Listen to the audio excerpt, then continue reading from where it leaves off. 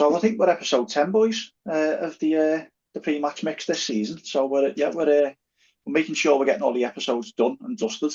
Trying to do it once a week, so that's all good. Kate, how are you getting on, mate? How's your dollar to $1 million challenge doing this week? Uh, it's all right. It's been pretty stagnant for maybe 2, 3 weeks. I've had a not a not a super rough time, but I haven't gone upward any. I haven't gone downward any either, but it's just been kind of stuck for a couple weeks. Break it even, keeping it going, keeping it ticking. Hmm. Good stuff, good stuff. Exactly. So, what have you got for us this week? I've got three and a fun one at the end. Um, it did Newcastle Sunderland first half under 1.5. That's a bit juicy, but that feels like a game uh, that's going to be a bit throwback to some of their older ones. It's been a while since they've both been good, solid. Feels like a game with a lot of fouls, and uh, games with a lot of fouls are funny because you get a lot of set pieces and different things like that, but they're both pretty good defending set pieces, number one and number two. In a game, in a derby, when there are a lot of fouls, crowd loves that. Crowd digs into it. It really helps the physicality. It really helps the running.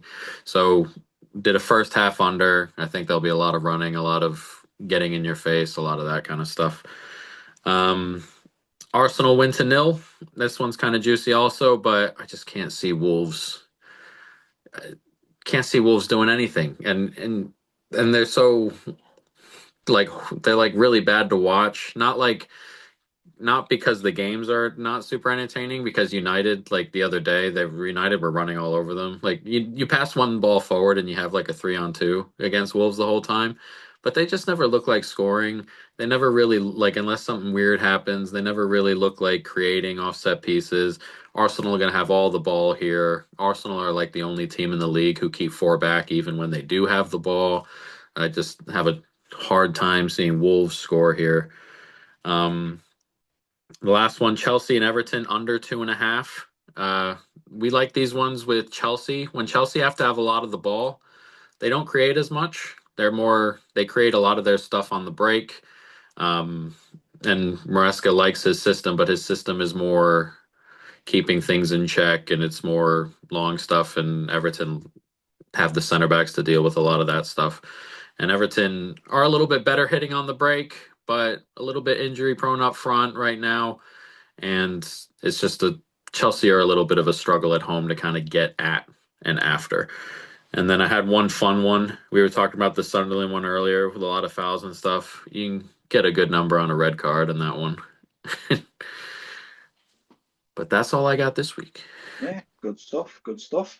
Chelsea is such a weird proposition this season. They're so inconsistent, and I guess have you had to factor that into your betting and kind of look and go, maybe not this week on Chelsea. I think some of they can go and beat Barcelona, but then really struggle against lesser teams. Just so awkward to bet for. Yeah, that's how I think I don't want to say I figured them out, but I have a specific way of betting them. And it's because I think they're so much better hitting on the break. And I think the general thought with Chelsea is this should be a top four team. They're talented enough to be a top four team, but they don't particularly play like one. They play like a mid-table-y kind of hit you on the break. We'll sit in a block if we have to. Um, when they're on the road or when they're against teams like Barcelona. Like Barcelona is such a great matchup for them because Barcelona can't defend, and Barcelona are going to give you space, and Chelsea want that space. But when they're at home against a team that's going to sit in the block, they struggle because they just can't create that way. So they're super interesting, and I think just the regular thought, again, you think of a top four team, they're just going to hold the ball all day. They're going to create how they want. Chelsea aren't like an Arsenal or a City or a Liverpool or from last year or anything like that. So they're really funky to get a handle on. Yeah, and I think to be fair, I think Liverpool will fall into that trap this season. You obviously referenced Liverpool last season, but it's a different proposition. But that's exactly what Liverpool have fallen foul of. If it's a good matchup, they seem to do better than when the teams come and do the low block. Yeah, it was like that early with Klopp too, where we were kind of dropping points with like against some of the smaller teams who were kind of hitting on the break, and we were kind of sitting back a little bit. But the big teams, they'd come to like Anfield, and we'd just that's perfect because they're just going to step up and we'll hit it on the back end. It's kind of like in that phase, except I don't think Chelsea have the next phase where they're going to create and attack low blocks efficiently currently. I think that was the famous clock quote during the early part of his tenure. I think the question was something like, if he could get a do-over, what would it be? And he turned around to the press and just said, that fucking lost to Crystal Palace. It was the one that Yeah, really annoyed him and wrangled him. And I remember the game. It was like, yeah. of all the All, games that we shouldn't have beat. all those early games, like when you think back to all the fun, crazy ones we had, they were all against those lower end teams. Like we had that 5-4 with Lallana scored right at the end. I forgot who Norwich, that was, against. yeah. That was Norwich. Yeah, we've had the Palace one. They were all against teams on the lower end because that's just the way we were playing. We were letting them hit on the break when we didn't have a defense, and we were hitting big teams on the break on the back end. So yeah, funky, funky team. Yeah, good stuff. Fun So, though. yeah, absolutely. It was fun, really fun. Not good for the heart, but fun. No, So, that's right. Yeah, exactly. so just as a recap, we've got Newcastle Sunderland's under 1.5 in the first half, Arsenal to win to nil, Chelsea Everton under 2.5, and a fun one is to look up for Sunderland for a red card. Yes, sir. Great stuff. Excellent, excellent. Great choices, Kurt. Cole, have you heard from Tivo? Any words on how the train's getting on? No, not on from Tivo's train. Must still be in the station, mustn't it? He's not joined this week, so we'll give him a chase. Must admit, I really like them bets as well. Looking at them as well, Kurt really liked them. And I think in the Chelsea one, Mascara, is that his name? I think it was Pep's assistant through Man City, wasn't he? And then he went to Leicester, then he went to Chelsea. And he is that type of manager where they just want to keep the ball. He'd rather win 1-2-0 than go and try and win 3s, 4s, and 5s, wouldn't he? So I can see the logic in that bet as well. So really like them, Kurt. Yeah, thank you. Yeah, Maresca is very much like that. The problem I think, with Maresca is he's just not as good as Pep and Arteta, and I think they're significantly better when they're not doing his his system, which is kind of funny. Yeah, absolutely. So, any bets from yourself, Cole? No, nothing from me. I'll abstain this week. I'll leave it to the expert Kurt.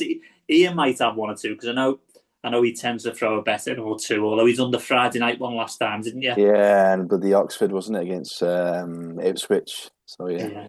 Yeah. Do you know what I was looking last night? I looked at the Championship and I was thinking all of the games bar the Swansea game was both teams to score.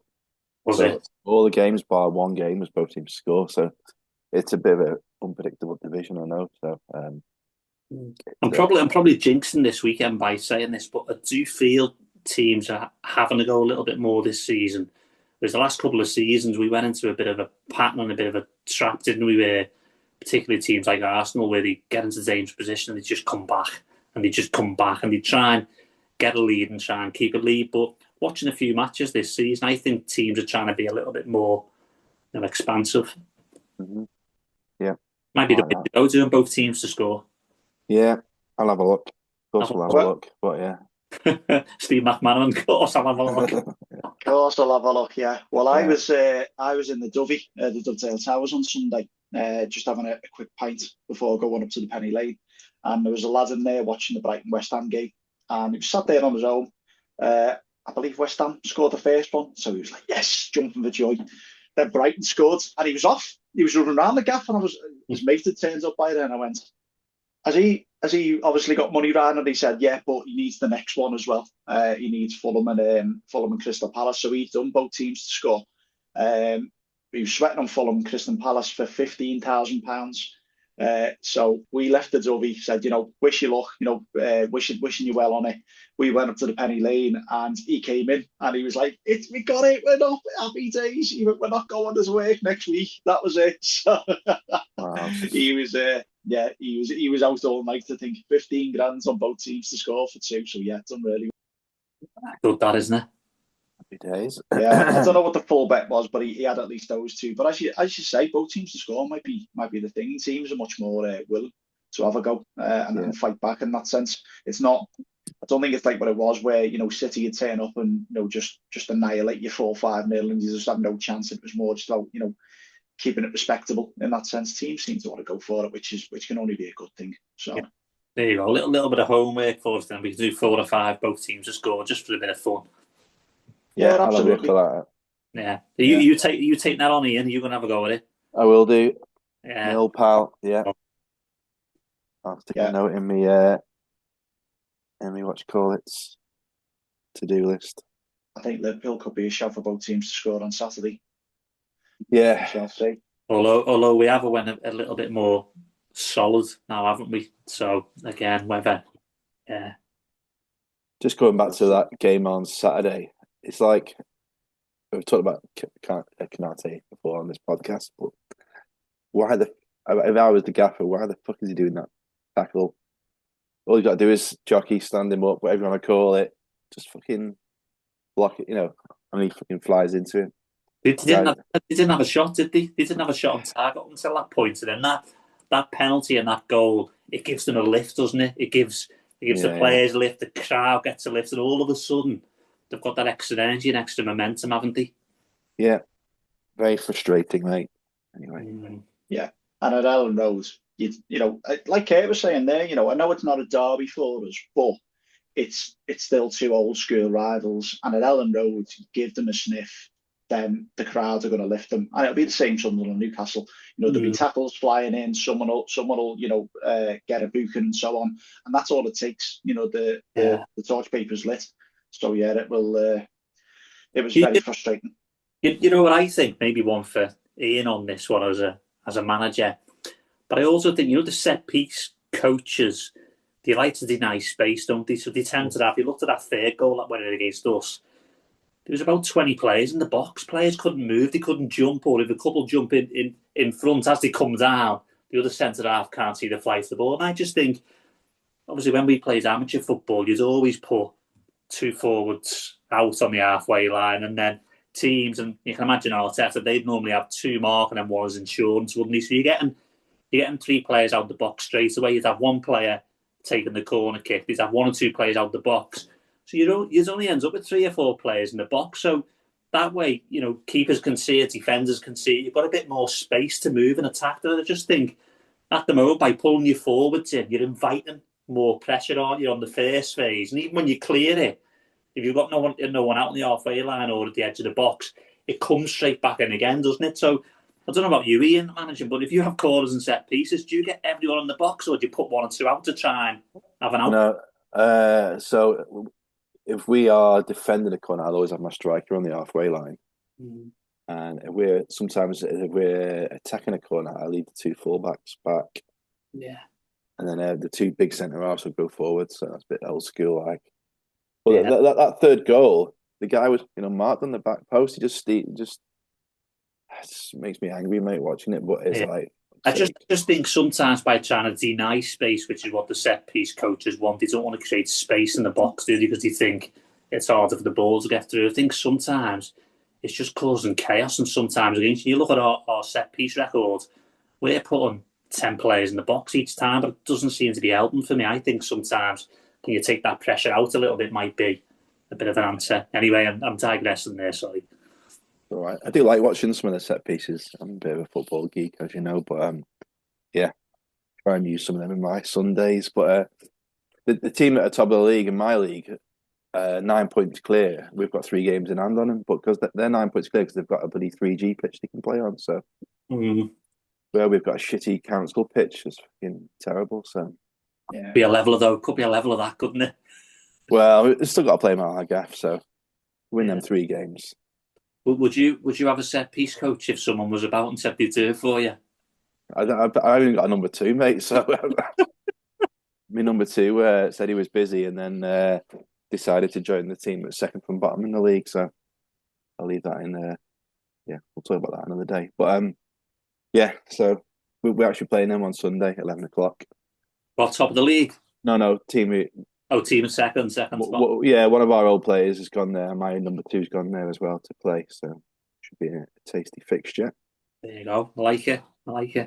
So what you're saying, Ian, is there's a position for Colla's number 2 in the setup. Mate, I'll pay your bridge pass, mate. Do you want to come over the bridge, mate? Julio and Evans. Yeah, you can come over, mate. No problem. Yeah. Oh, I'm not too sure about that. Imagine me on the set piece. I'd have 3 players up front, mate. You'd be screaming at me. Yeah, I think we got one. Change it on Sunday and put 2 out there. See if it takes the other players out. See if it makes it any better. Well, we were trying to. Well, he's played a few games, but got a winger starting on Sunday. I won't mention his name, but he's rapid. Like I joined in at training the other week, and I hated playing against him because he was just fucking brilliant. Like so, it just skills you like so. Yeah, ends up kicking him. Yeah. So we can't do that because we need him for Sunday. So yeah. Well, as you say, he's your halfway point target man. So yeah, clear the lines from the corner. He's the one to aim for. Yeah, he's rapid, mate. Looking forward to seeing him play from the start. That should be good. Good stuff. Excellent. Keep you posted. Music-y, what have you got for us this week, Buzz? Yeah, so I picked out. I was talking about a few things really. I talk about people talk about like Spotify Wrapped, don't they, and Apple Music Wrapped and all that sort of stuff. And there's that guy who goes around with like the cardboard sign that says no one gives a shit about your Spotify Wrapped. However, I'm always intrigued to see what people are listening to. I think my top one was Frankie Stew and Harvey Gunn. I was in like the top 1,000 listeners, which again no one gives a shit about. But they've got a tune called Good Will Hunting, which is one of my favourite. It says "Held me back like friends" in Good Will Hunting. Have you ever seen the film? But I just think more people should listen to him. So mine was Frankie Stew and Harvey Gunn, Kingfisher, and top song was "Favourite" by Fontaine's DC. So that was my Spotify or Apple Music, sorry. Yeah, I picked out a couple of bands I think are going to be massive. I know I say this every week, but I think they just do things the right way on social media. One is called, get my notes up, and they're called The Cases. They're from Preston, just on the M6, but they've already announced the tour for May of next year, and they've already sold out the Gorilla in Manchester for May. And even in 2026, I think that's 400 capacity. So they're playing all over the UK. But what I do like about them, they're always doing covers online, TikTok, Instagram, and it says on their Instagram a sonic trip right back to the glory days of 2000s indie. So fair play to them. I think they're really good. So check them out. And then another band, same sort of level, really, indie anthems. Describe them. They've been played on Radio X already. They're called Montello. They're from Wigan. Again, massive music scene in Wigan, obviously with the Lathams, Lilacs, people like that. But these have been picked up by like This Feeling, and just think they're going to be pretty big in 2026. So definitely worth checking them out. Good stuff. So we've added those to the playlist as always. They're going to be on there. We'll throw a little graphic on so people can listen to that. So yeah, good shout there, eh? Good shout.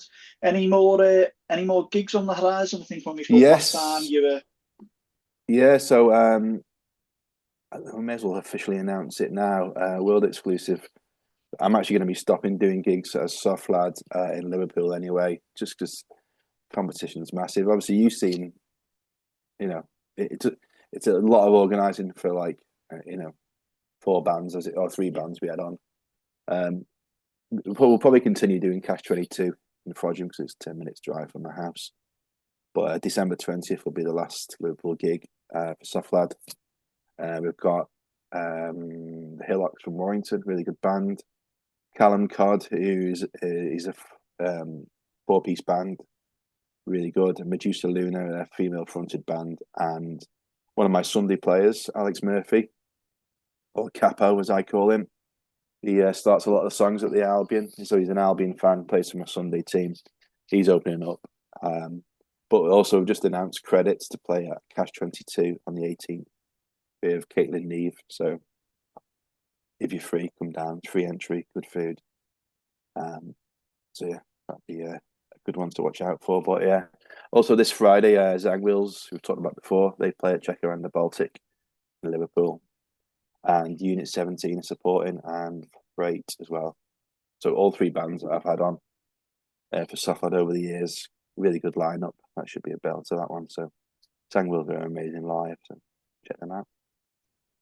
Yeah, And great. that's it, Sounds brilliant. Yeah, me and Col obviously we turned up at the Jacket on the 28th. 3210s were giving it the good ones, and yeah, it was a cracking gig. Really enjoyed it. Class, Ale nice and cheap. Can't argue with that. It's always a good thing. Yeah. So, no, they had that thing on when the support bands were on 30% off beers. So I think that's a great idea. Right, that was right. Me and Col can't remember the journey home. I went and got a KFC on the way back and staggered in about 12 o'clock. It was a great night. Yeah. Great band, aren't they? Really good band. Yeah, they were spot on. So yeah, well, I'll see what. Obviously, I'll keep you posted. I'm not going to close down Sofflad off social media. We'll still keep going, some way, shape, or form. But there's just so much competition in Liverpool. You know, we might venture into Chester or back into Widnes or North Wales or whatever. We'll see. So, Yeah, a bit close to home kind of thing. Yeah. Yeah, it's not over, but you know, we're just going to leave it for now. See how we go. Fair enough.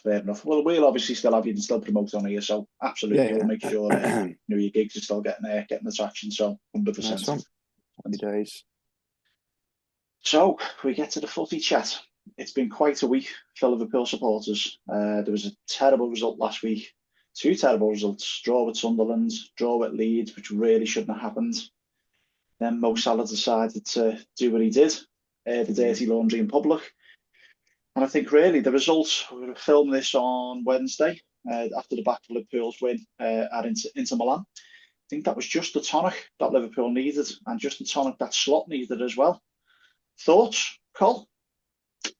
Yeah, no, good. I think we've been saying for what it seems like forever on this, doesn't it, about Salah and Canate and about dropping. And I think the big problem was going to be when you do drop Salah, you know, a major senior player, he's not going to go quietly, is he? But again, for me, he can't have any complaints because he wasn't playing. He wasn't playing well. I've seen a stat this morning on it, funny enough, where about his dribbling success rate over the years, and this season it's at something like 23%, whereas the next worst what he had was around 30 or 38. So it's his worst season for dribbling.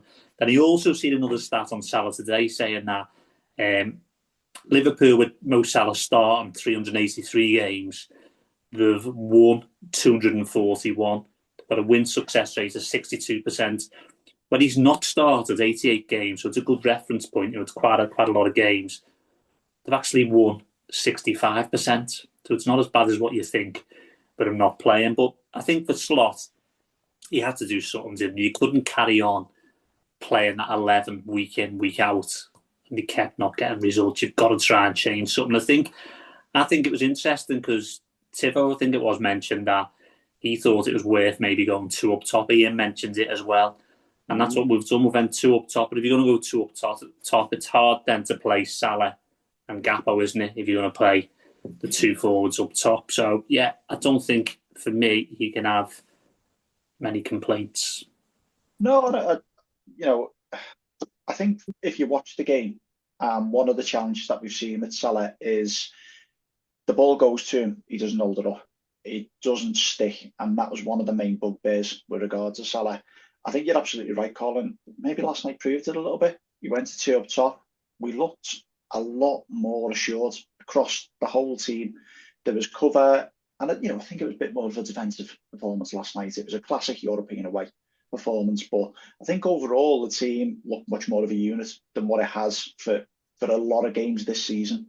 And bear in mind, we're talking about this season being really bad. Still beating Real Madrid. Still beat Atletico Madrid. Still beating Arsenal. There's still been games within this season that we've gone, actually, we've done really well. It's obviously where we're coming up against the low block, against the long balls, that we're really struggling. And I think when that's happening, you need to get the basics right. You need to get the hard work right. And I think that's where Salah's possibly fell down a little bit. Some of the work rate for me wasn't there, and especially with supporting the defence as well. Yeah. You know what I think's been good about bringing 1 or 2 players in as well? I think you need competition for places. So even playing Gomez right back, you've now got a choice on Saturday to play either Gomez or Bradley, haven't you? Got a choice between the 2. Robinson done well at left back again, so you've got a choice between Robinson and Kirkhead, which normally, for me, Robinson wins hands down. It's just his fitness. I don't know if he's fit enough and why Kirkhead has been playing, because you'd have to start Robinson based on Kirkhead's form. It's almost like Kirkhead doesn't want the ball at times, and players are passing him by. So that's where his confidence level is. And I thought even last night, Curtis Jones played well. He covered the pitch. He got across the pitch. He made the passes simple when he needed to. He played it forward when he needed to. So for me, I think sometimes you need to bring a couple of players in for competition for places. Otherwise, if players aren't playing well and they're still getting picked every week, what does that do for people on the bench? And then the players might become a little bit complacent. And I don't know whether that's happened. And again, Ian, I'll go to your manager team, but if you had one of your players for your Sunday League team, if you've got 5-10 people on the bench and you've got a player who's not playing well for 5, 6, 7 games, then players would probably get up and go somewhere else if you weren't giving them a chance, wouldn't they? Yeah, we have got a big squad as well. That's the thing. You'll laugh at this, but a lot of it depends on how they've been on a Saturday night, whether they've been up, whether they've been up, till 3, 4 in the morning watching the boxing, or whether they've been out on the piss, or whether it's 11 o'clock kickoff or 2 o'clock kickoff. So yeah. The other difference is you're winning games though as well, so you've got to keep the same players in. But if you were losing and you lost 4, 5, 6, and the other lads who would turn up every week with the boots and you weren't playing them, they'd probably have something to say, wouldn't they? Yeah, they would. We've got a lot of probably 5, 6, 17, 18-year-olds as well. So, it's they're keen. They're trained up at training and match days and all that sort of stuff. So it's hard. I hate leaving people out. I hate doing the squad on a Friday. But yeah. Hey, that's the other thing as well, isn't it? Normally, Jordan, these runs when you're losing games, you normally get kids knocking on the door and kids coming through, but we've sold them all. We've got rid of. You think of Elliot and you think of Ben Doak, you think of Quansah, you think of the lad that went to Leon, the lad that went. Yeah, I like him, Morton. Yeah, Morton as well. Who was the other lad that went, followed Pep Linders, didn't he, to Bobby Clark. Yeah, Bobby Clark as well. So these promising youngsters, and I think on years gone by, we've sold a lot of youngsters, but I don't think they were as good as these ones, in my opinion. So again, normally they'd be knocking on the door to try and come through, but we've sold them. I'll tell you as well in this, who's not really came in for any criticism. Slot's had loads. Obviously, Salah's in the spotlight now. But Richard Hughes, no one's barely mentioned him. You think, he didn't get Trent tied down. He's not going to get Kanate tied down by all accounts. He gave Salah a big deal. He gave Virgil van Dijk a big deal, didn't he? He didn't get the Gay deal done. And worse for me was he sold Quansah before they had Gay through the door as well. He signed Isaac, even though he hadn't played football for about 3 or 4 months, and he's still doing his pre-season now. So for me, I wonder whether he would be under, as the sporting director, a little bit of pressure from FSG now. I just think it was saying to my lad last night about the game. I think Isak just looks so slow for me. I'd rather have someone like a Jaden Dans or that Figueroa from the under-23s. Just throw them in. Fuck it, why not? Just fucking, because they'll give everything. Like, I know Jaden Dans has had a couple of injuries, but they'll probably get a chance against Barnsley in the FA Cup, won't they? But yeah, I think the last game or two, Isak's looked a bit better. He's making runs, and he's making multiple runs. So he's making 1s, 2s, and 3s. Whereas if we go back probably a month or two, again, just me watching him, and I was watching, because you have a big sign like that, you sort of watch him as much as the game, don't you?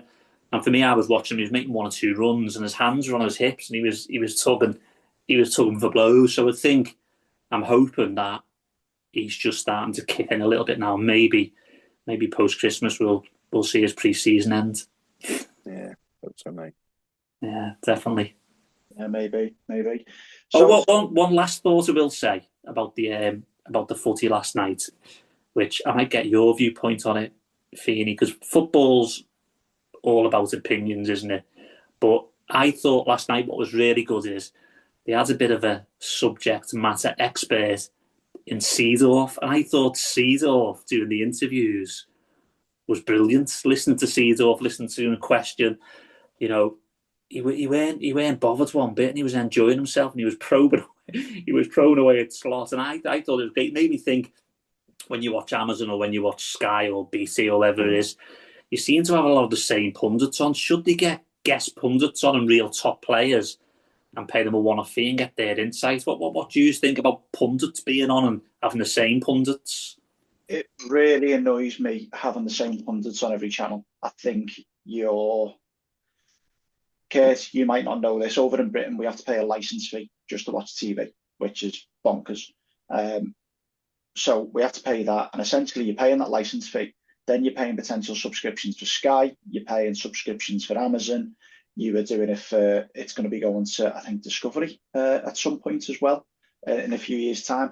You're paying all these things, and essentially all the commentators and pundits are on a rotation for each channel, which for me is a complete waste of time because you just get the same crap on every single channel.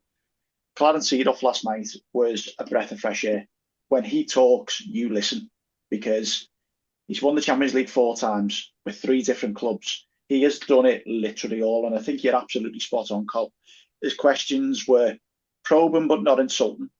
They were at a level which we can absolutely relate to as football supporters, and there was no questions from him that one of the big things that bugs me about the likes of your Sky, the likes of your BT and all those ones out there now, it's not aimed at us.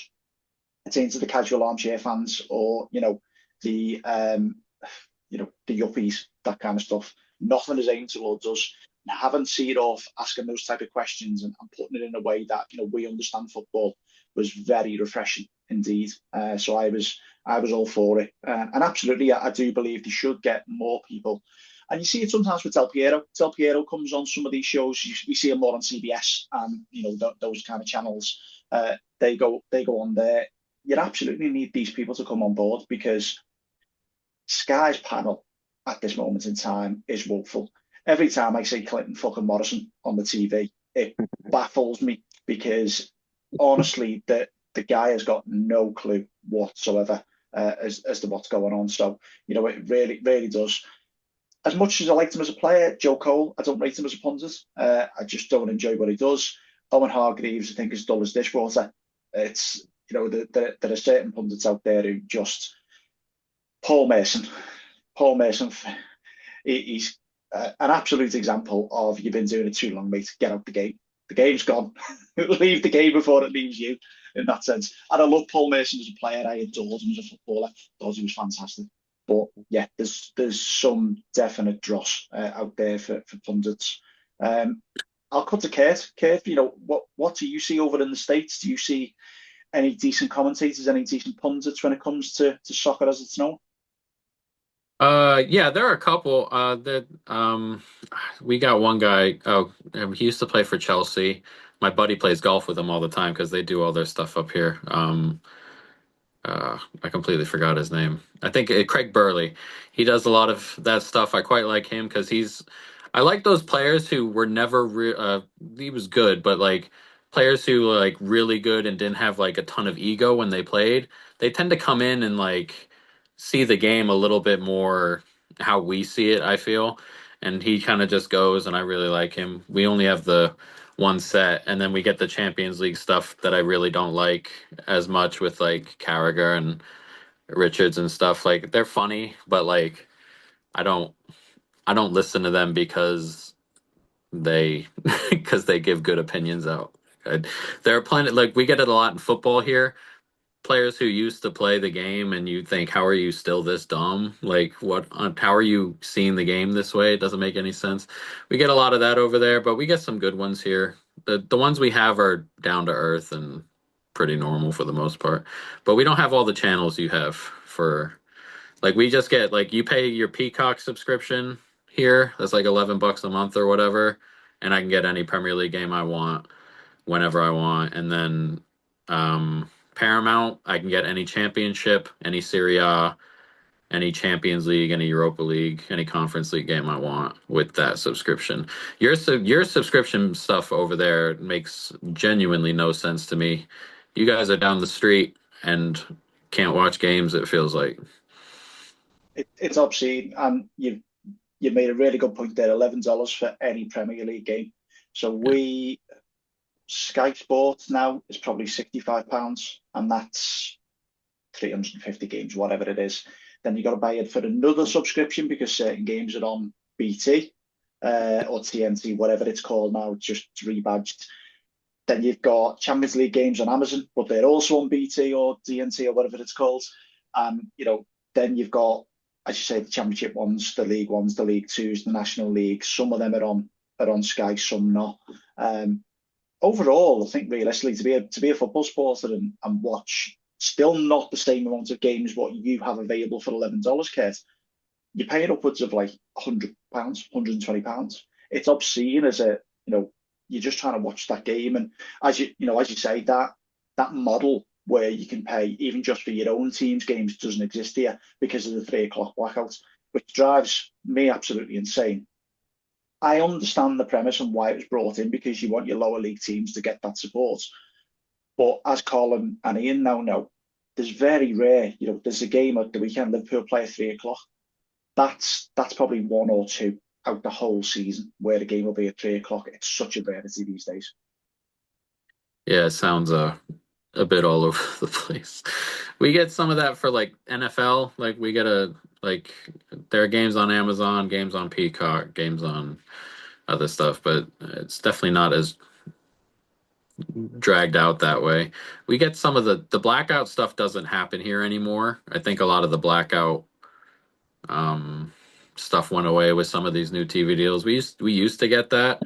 Like if I didn't have cable and I had like ESPN to watch a game, if it was a local game, I just could not watch it. It was just blacked out in the area. But yeah, we don't get the blackouts as much anymore, but what happens over there is a little bit extreme. Yeah. Slightly. And as you say, we're not watching Micah Richards and Carragher for the insight over here either. Again, that's for the comedy value kind of thing. It's just it's not aimed at us, and I think that's why the likes of us exist, and the all the other podcasts and all the other fan shows exist, and the YouTubes and so on, because I think people are quite sick of some of the quality of the punditry that goes on. So. Yeah, for sure. Yeah, you're absolutely right. Those other things exist because you get regular, even like you can expand that outside of sports, even just news stuff. A lot of people go other places just because a lot of it's so ridiculous. So yeah, the sporting stuff is and I understand it probably messes with the players. Every time I hear Salah speak, I think he's speaking directly to like Jamie Carragher sometimes. And it just like he's the dude who does the interviews and stuff like that, and he gets called in, and those are the ones that get spread around. And yeah, I get it. Yeah, definitely. I'm still laughing at between Kate and Paul. We've just made every punt redundant bar Craig Bailey, Clarence Seedorf. Hopefully, it gets out, and we don't have to hear the other ones anymore. That's all. Break it up and start again. Yeah. Well, over here, Kate, we have I don't even know if you have it in America. Celebrity Jungle, it's called. I'm a Celebrity, Get Me Out of Here. And there's a Manchester United YouTuber who's just won that show.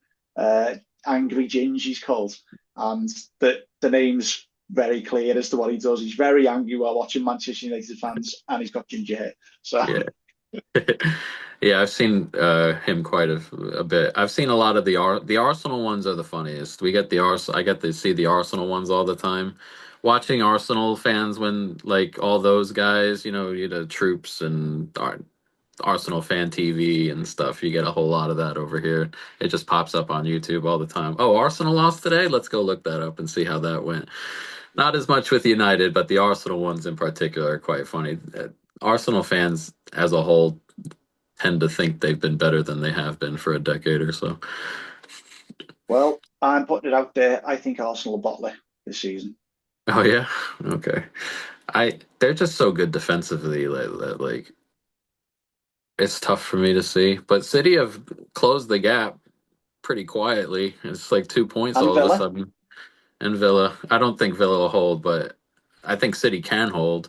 And City are one of those teams that they'll get to January and be a point back, and they won't lose a game for like 2 months. And you're like, how did they get 4 points ahead? We've been doing nothing but winning.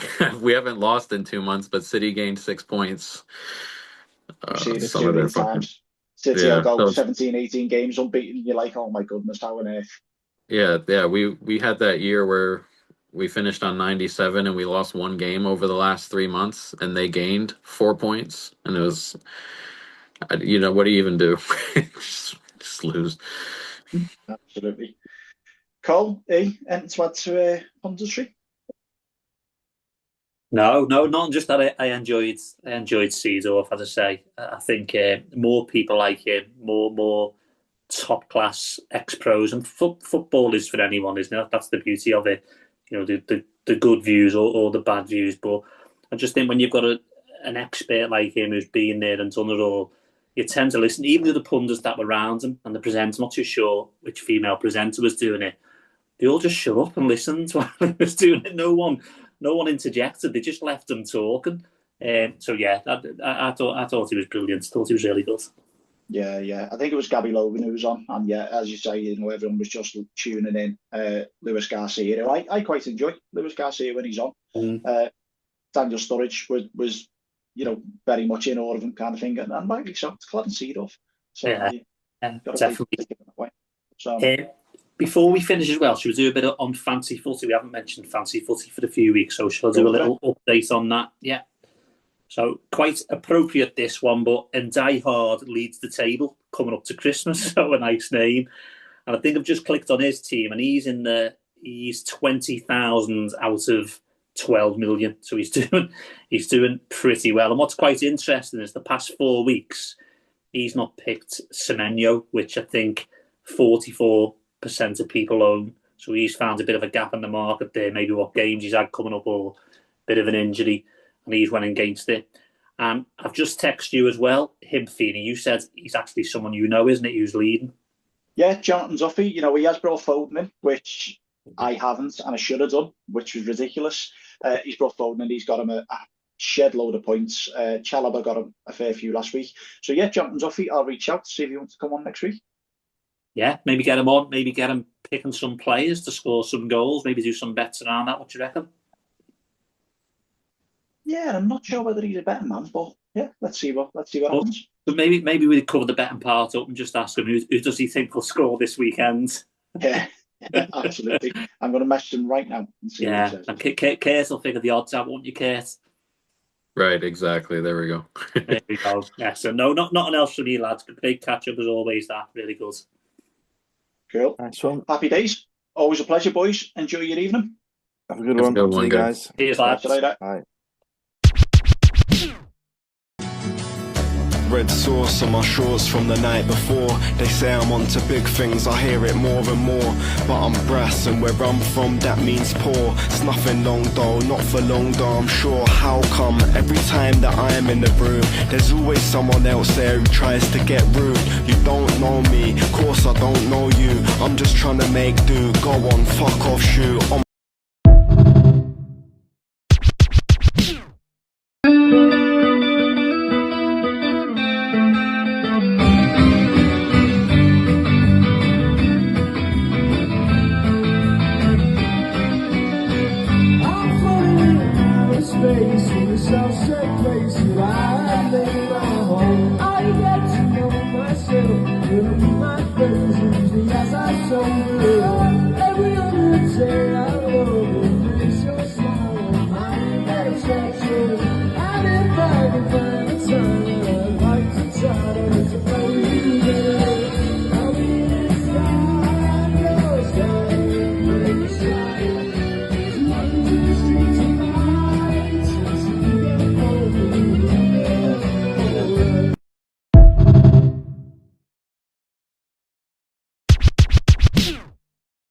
I got to grips with letting go.